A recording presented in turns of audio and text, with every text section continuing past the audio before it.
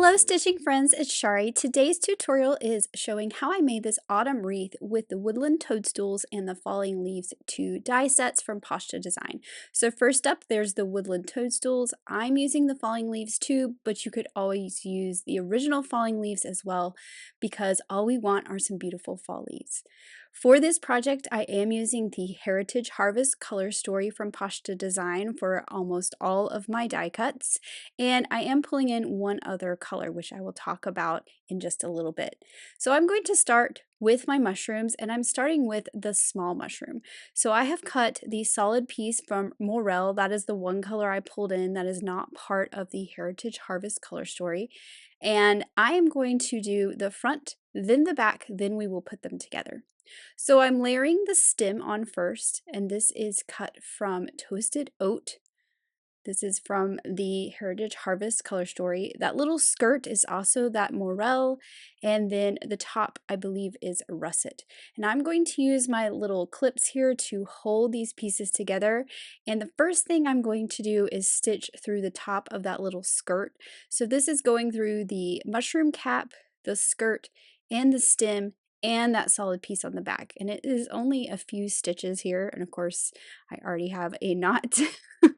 And I'm stitching this in that kind of gold color from Heritage Harvest. So it's just two little stitches and I'm tying it off. So this is only held together right there in the center for the moment because all the other stitches are going to be all the way around and hold my two pieces together. So I did the exact same thing for the other side.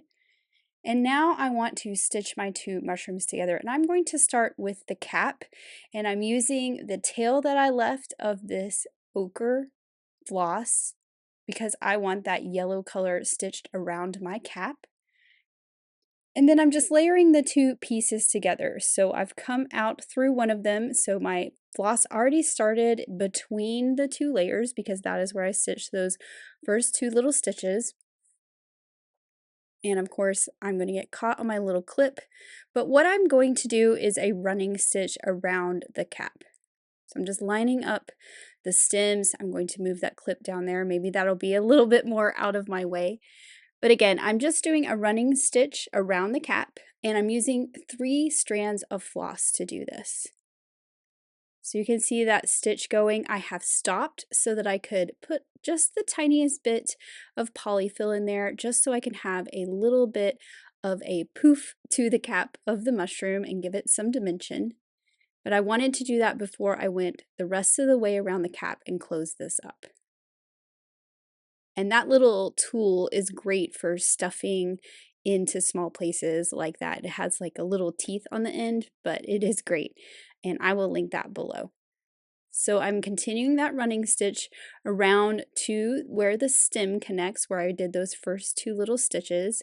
And once I get there, I will go back around, filling in all those stitches and getting a nice solid line of yellow stitches all the way around the cap. So now that I have gone all the way back around, you can see that solid yellow line. I'm going to end where I started, coming out in between the layers, and I will tie my knot. And I always like to tie 2. Then I will take that floss, and because my stem's still kind of open, I can easily thread this between the layers out through the mushroom cap and then trim off the tail of that floss. And I will do the same with the second tail as well. So there is the top of my mushroom, and now I need to stitch together the stem. I'm going to do the same thing, and I'm actually going to start down here at the bottom rather than starting in a little corner. And you can see I put my floss between the layers to start, so that tail is sticking out in the middle. And then I'm going to reline it up because my holes were not quite lined up. And let me start again between the layers. Then we're going to go back through all 4 layers. So the tail is sticking out between the layers, and then now I'm stitching through all 4 layers of that stem. And part of the reason I didn't continue this with the cap is 1, I wanted a different color, and 2, I don't want to stitch over this little skirt here. So you see me holding it back out of the way just so I can put my stitches in the stem where those holes are already created for you. And then once I'm done, I'm up to the top. Now I'm going back in the other direction to finish the running stitch in the other direction. And when I let that little skirt go, it's going to hide those stitches underneath. So I've worked my way around to the other side, and I wanted to show you that little move, pulling that little skirt up again, stitching underneath, right up to the end.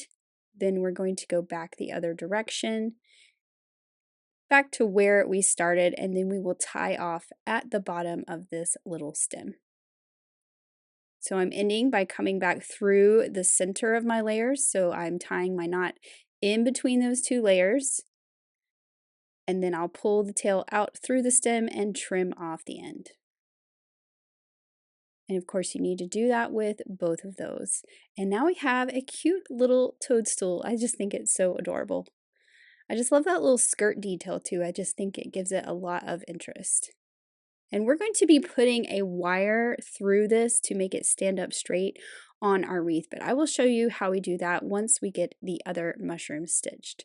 Now this mushroom, I'm starting out with the details of the gills on the bottom, and I'm using my stitching guide, which I know is not on camera, to determine where those go, because Poshta Design has already done that work for you, although you don't have to follow these exactly, but at least there is a guide to help you stitch these gills, and these are just really long stitches from that center to the outside edge.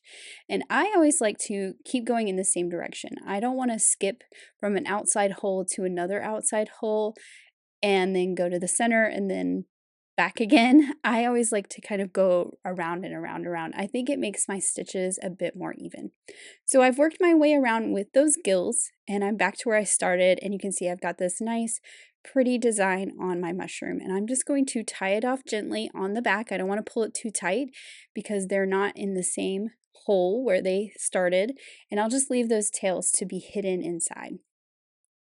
Then I can bring in the stalk or the stem of this mushroom, and this is cut from that same toasted oat felt just like the little one, and I'm just lining it up. I'm going to use my clips to hold it in place so those holes are lined up. Then I can add that little skirt piece to the top.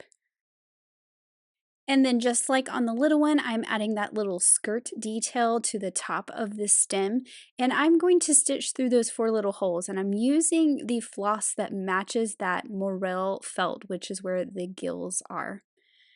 So I'm just making sure that's lined up. And then I will come in through the back and do a running stitch through these 4 little holes and then tie it off, and that will just hold this piece in place. So I am going through 3 layers here, so I'm just making sure I'm getting through those holes versus piercing through the felt.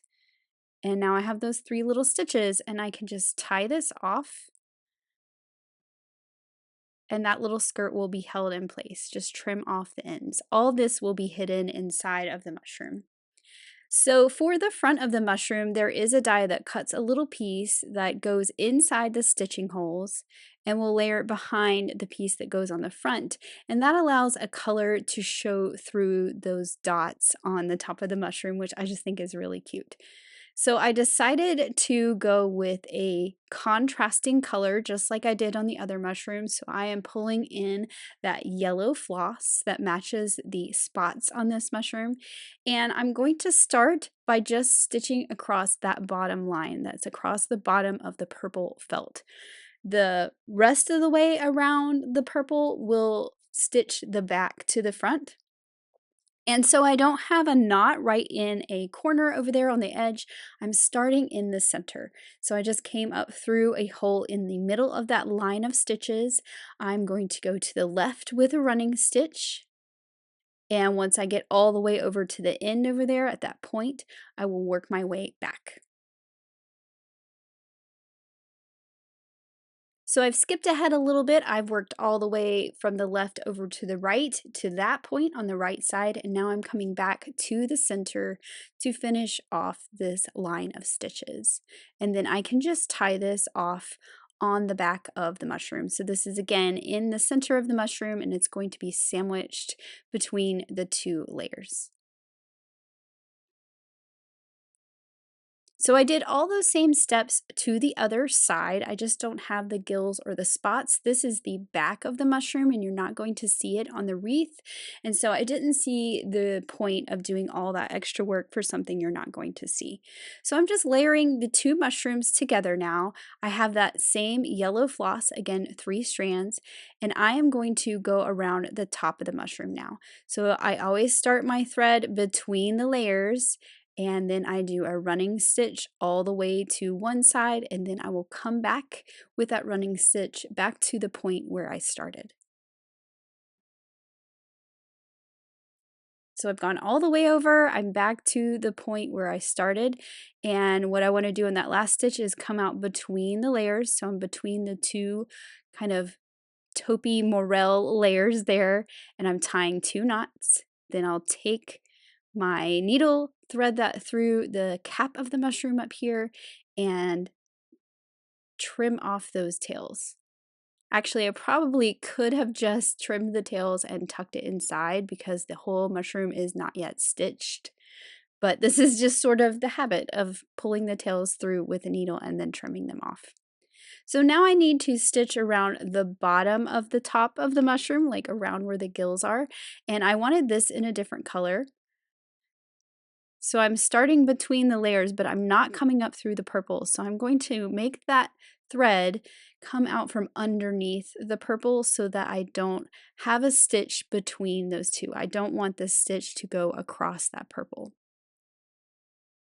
And because I also have a stem that I'm going to stitch in the same color, I'm doing that running stitch down the stem. So instead of just going around the top of the mushroom, because we have the stem, we would have to skip it. We're going to go around one side, we're going to go down the stem, back up the other side of the stem, which is what you see here. I've gone all the way down and around the bottom, come back up the right side, and now I'm doing my running stitch along the bottom of the mushroom cap on the right side.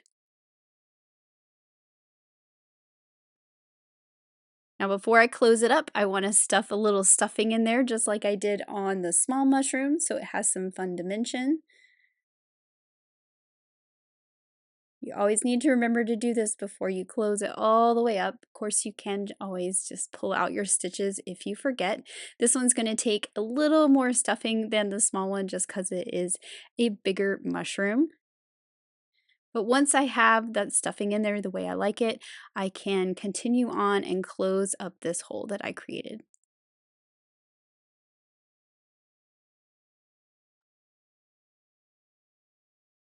So I'm continuing on over to the purple. And again, like I did when I started, I don't want this color of floss to cross over into that hole of the purple. So I'm just going to go underneath the purple and come out the other side. Then I can go back in the other direction, that same path that I took with this floss earlier, around the bottom of the mushroom cap, down the stem, back up the stem, and then the other side of the mushroom cap. So I've gone all the way around the stem, I'm back over to the other side of the cap, back to where I started. Now I did have to start another string down there at the bottom of the stem, which we will tie off here in a minute. But of course for this we want to come out in between the layers, so both of our little tails here are between those layers, tying 2 knots. Then I will take that needle, thread those back inside and out the back, and trim the tails off.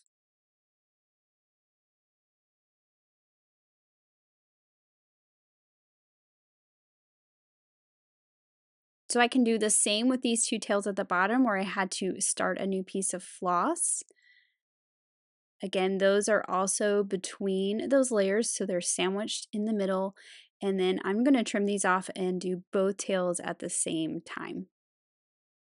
Just back up into the felt of the stem and out and trim them off. So now I have these two cute little mushrooms, and I am always really bad about remembering my sequins, but here is a quick and easy way to add some sequins if you don't sew them on at the beginning. I didn't want any sequins on the big mushroom, but I decided that the little one needed a little bit of bling. So I'm just adding the tiniest little drop of some tacky glue, and then I am going to put a big sequin and a little sequin right on this mushroom and let that dry. Now the only downside is you don't have the bead, but you still get the nice shiny bit of the mushroom. Now I have two very stiff and straight pieces of floral wire. Now I am just threading this between the stitches and up the stem. I'm kind of turning it and twisting it as I go. Instead of pushing it, I don't want it to catch on anything, and you can really feel where that wire is. I'm almost to the top of my mushroom. See, I just came out the top, so I'm going to back that down a little bit, and now we have this little sort of pick that we created of our felt mushroom. I'm going to do the same with this one right here. You just want to make sure you don't poke out through the felt at any point. So I took that all the way to the top and then pushed it back in. Now for my leaves, I've gone ahead and stitched a bunch of these, and all I did was layer two pieces together, stitch the stitches on the inside to where the tail was hidden inside, and now I can stitch around the leaf. These don't have any stuffing in them, so I literally just stitched the two layers together with a running stitch. I went up the stem, back down, and as I came back down, I went out those little veins to the left and the right. And this is just a really fun way to make a nice flat leaf if you don't want them stuffed. I really didn't want them stuffed. I wanted them nice and flat. But having the two layers lets you hide those stitches inside, and it also gives these leaves a little bit more stability with the two layers of felt. Now I'm just stitching around in a running stitch, just as I always do with 3 strands of floss. And once I get to the bottom down here, I'm going to go back around this leaf. So all the way back around to where I started, make that tail come out between those two layers of the leaf, tie off that knot so it's buried between those two layers, and then we're going to thread that tail back up through and out and trim it off. And I did have to start a new string up here, so I need to do the same to these two little tails. They are also between the layers, tying two little knots. I'm going to trim these off so I can thread both of them through my needle at the same time, between the layers, out the front or the back, and then trim off the tail. And I did the same method to all of these leaves. So the last thing I need to stitch for this project is this cute little acorn, and it has the cap that I cut out of a different color. I'm stitching all 4 of the layers together at once for the cap using a contrasting floss, and I'm using 3 strands of this. Now I am going to start down on the acorn part between the layers, so I'm coming up in between, but I'm down here on the nut part. I'm going to start my stitching going up towards the cap. But instead of crossing over, I don't want to see that stitch cross over onto that dark felt of the cap. I went underneath that dark felt, and now I can stitch around the cap. And what I'm actually going to do is do my running stitch around the cap back to where I started on this part right here. And then I'm going to go back the other direction. So I'm doing my running stitch around and then back around the cap first, and then I'll come down to the acorn and do the same there. You do want to mind that little stem that you don't get your floss caught too much or pull too hard. You don't want to kind of rip it. That would be very tragic. So now I'm back down to the acorn part. You can see I went underneath that dark felt again so that that stitch does not cross over. And I can do my running stitch around my acorn now. I did have to start a new piece of floss, but I did add a little bit of stuffing before I closed it up just so it had a little bit of puffiness to it. But now as I come back to where I started, I can tie off my tails. So I want to come out in between the layers with this last little stitch, and I will tie off the tails and hide them inside.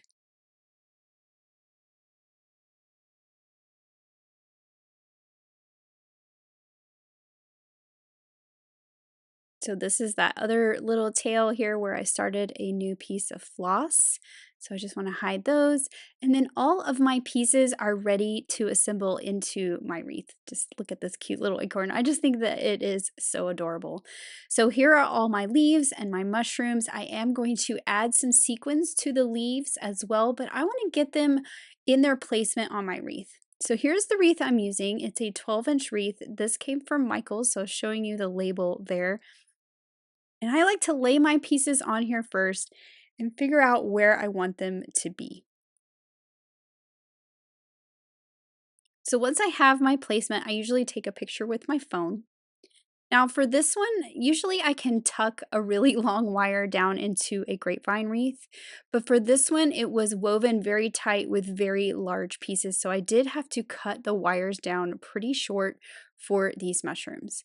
And then I'm just adding some hot glue, holding it in place till that hot glue kind of cools, and then that is going to hold my mushroom in place. So here I'm trimming that really long wire down pretty short, and I had to keep kind of shortening it up even more because you don't want it to push out the top. Now this one you can see the glue a little bit. I did push my mushroom back down, but no worries because we're going to tuck some moss into this too to kind of hide some things. So now I have this little trio of leaves here. And I'm just going to use my hot glue to glue these directly on to the wreath. I did like kind of tucking the stems of the leaves down into the wreath a little bit, but I am going to use some moss on these as well. Now I used all of the leaves in the Falling Leaves 2 die set, but you could of course repeat some of these leaf shapes, whichever is your favorite. Maybe you really like this ginkgo leaf and you want all your leaves to look like that. And you can mix it in with the original Falling Leaves set too and have even more choices. And then I'm adding the rest of the leaves up here at the top. And actually, that floral wire that I cut off is great for holding and tucking some things down into this wreath. And then finally, my little acorn here. Now I do have some ribbon for my bow. This is some really fun fall ribbon. I thought the colors went perfect with the colors of my felt. I really like that kind of rustic gingham look. So this is a wired ribbon. I've gone ahead and tied the bow, and I'm just going to add a big wad of hot glue right here for my bow to go onto. Now this is the really fun part is this reindeer moss. I found some really great colors of green and this off-white in the fall decor for this year. I have a whole box of this moss. I just kind of keep it, especially when I find really fun colors. I have some purple and some blue.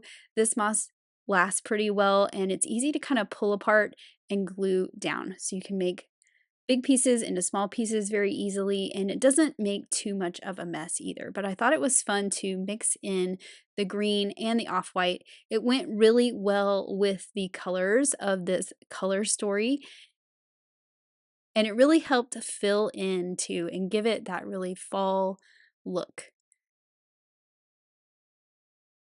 So I'm just tucking them in different places. Really helps fill in and kind of cover up where we've glued down these things. But I love that it looks like these mushrooms are growing out of this moss in a forest. It really gives the fall forest vibes. And of course, you don't want to neglect your little gatherings of leaves, so we're adding a little bit of moss around the leaves too. I thought about adding some there in the center, but decided it was fine the way it is, so I'm just adding a little bit up here. And then for my sequins, I didn't want to add them when I first stitched them up because I wasn't sure the arrangement of my leaves and wanted my sequins to be nice and even. Now I did have my glue kind of come out too much, which is why it is on my finger and I'm not putting it on the leaves directly, but I'm just picking my sequin up with some tweezers, dabbing it in the glue on my finger, and then just putting it in place. And then once these dry, we have those beautiful sequins on the leaves in their perfect placement. So here are some final photographs of that finished wreath. I just think it turned out so pretty. I really enjoyed hanging this on my pantry door in my kitchen for the fall season, and I love the colors. I think this color story kind of grew on me. I wasn't sure about it at first, but I really love those kind of deep, rich, earthy colors that it gives. Thank you so much for watching today. I hope you have an amazing stitchy day. Bye.